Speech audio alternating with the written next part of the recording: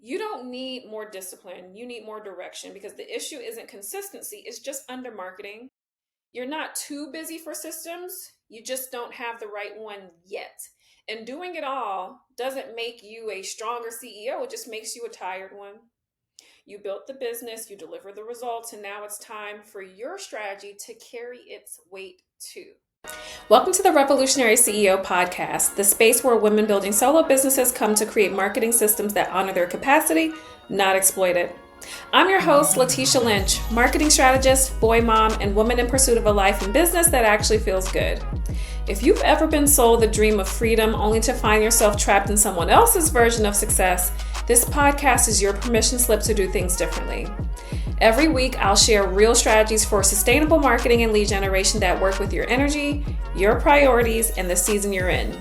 You'll hear behind the scenes breakdowns of what's working in my business and with my clients, plus bonus episodes answering real questions from Revolutionary Society members. And soon, you'll hear from other women entrepreneurs redefining success on their terms, protecting their peace, their joy, and their legacy while they build.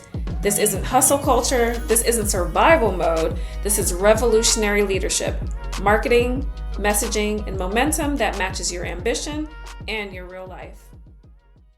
Hey, welcome back. If you're in a season where business is working, clients are coming in, offers are solid, and your name is ringing out in your industry, but your marketing still feels like an unpaid internship, this episode is going to be for you because I've been that girl, booked, in demand, profitable, but carrying way too much of the marketing load. Not because I didn't know better, I know better, but because every time I tried to delegate or simplify or scale, the system I had couldn't hold it. So today, I want to break down exactly what shifted when I went from doing it all to actually doing what matters, and how I kept my business growing when I was the only one behind the curtain, which I still am right now. And if your marketing right now is depending too much on your energy, your presence, or your ability to push through, this is going to shift something for you. And real quick, before we dive in, if your lead flow is coming in just enough to keep things moving, but you low-key know it's not reflecting the level of excellence that you're operating at, then my membership, Revolutionary Society, was literally made for someone like you. It's strategy, feedback, and visibility support built around your actual bandwidth, not someone else's weekly content system, not even my own. And if you're more in a just tell me what to do so I can hand this off season, then coin collecting strategy will feel like a gift to your nervous system, I promise. I'll break down both of these at the end of the episode, but just know either way, you're going to leave here knowing what your next move can look like. So, first, I want to talk about the invisible cost of being the only one executing. And I want to start with this. When you don't have support, you don't just lose time, you lose some of your vision. When I had a full team, like someone on emails, Pinterest, podcast scheduling, back-end automations, I was still the brain, the voice, and the source of the strategy. But I didn't have to move every idea myself, the execution. And that gave me more room to dream, decide, and deliver. But when the team shifted and I was suddenly the one pulling every lever, whoo, all my genius ideas started feeling like literal liabilities, not because they weren't good, but because they required steps. Steps I didn't have capacity for. Steps that meant something else had to wait. And that's the part people don't talk about for service providers. When you're booked and in demand, the time and energy to actually execute a new strategy starts feeling expensive. Like every task is a cost. And the mental tax of constantly asking yourself, do I even have time? Do I even have it in me to make this happen? Is really heavy. I mean, real heavy. So I want to talk about what I stopped doing to make room for what mattered. And truth be told, the first thing I did wasn't optimize anything. I just stopped doing what wasn't carrying its weight. I paused Pinterest, even though I love it. It wasn't ROIing without a team, and my time was too valuable.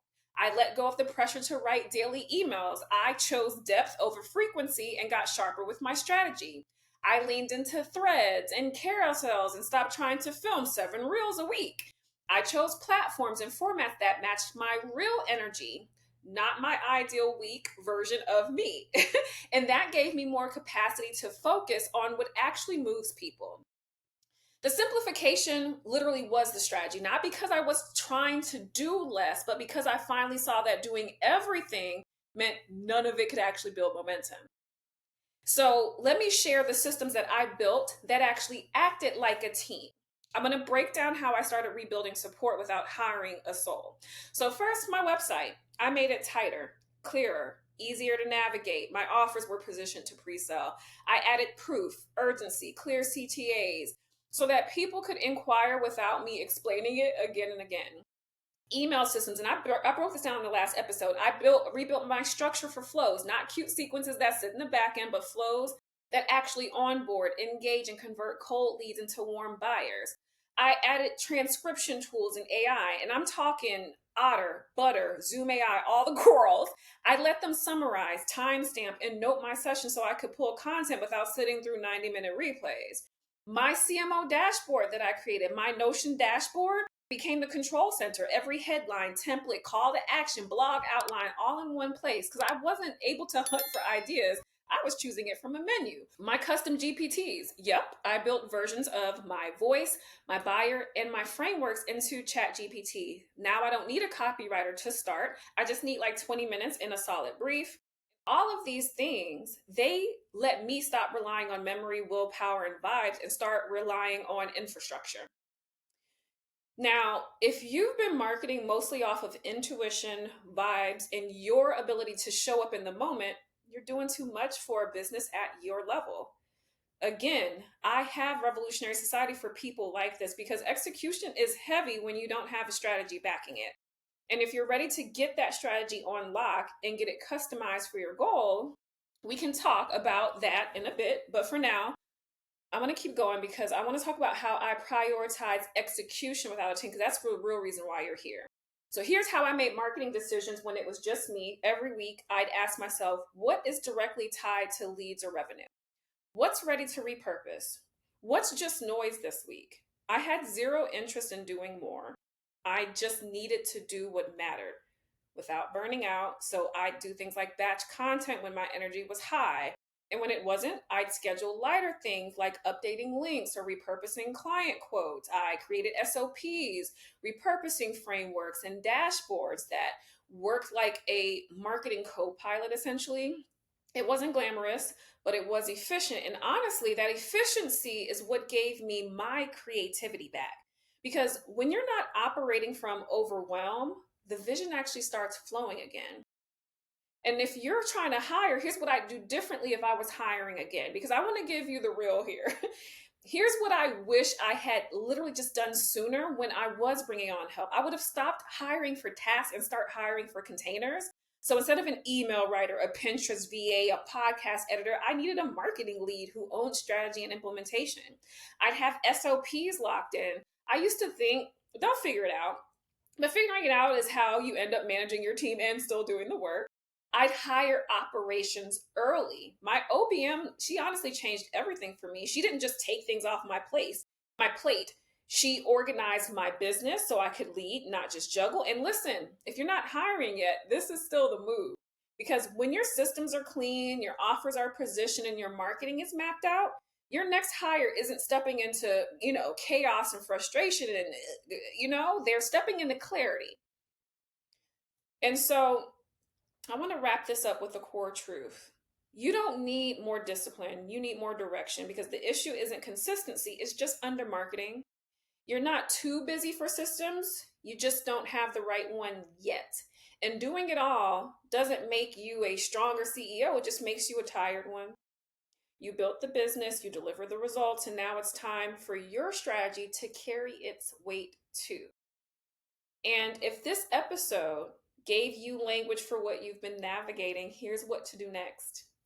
1, join Revolutionary Society to get strategic, ongoing support, structure, and feedback to build a marketing rhythm that matches the caliber of business that you have. And if you join and pay in full by July 7th, you'll also unlock a coin collecting strategy session, which is my $2,500 custom built roadmap that shows you exactly how to structure your marketing to meet your goals, to match your capacity, and to move leads consistently. And it's delivered to you in 3 days. So you can stop guessing and start moving. But if you prefer to pay monthly, of course, I have a little something for you. There's a code that's in the show notes. that saves you $396 off your first payment, because this is about you building a business you already have and with the support that keeps up with you.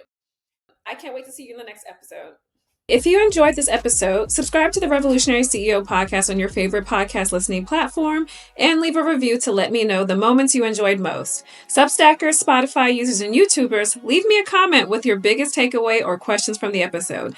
And be sure to connect with me on Instagram, YouTube, or Threads. I'm at Her Marketing Coach. Talk to you next week.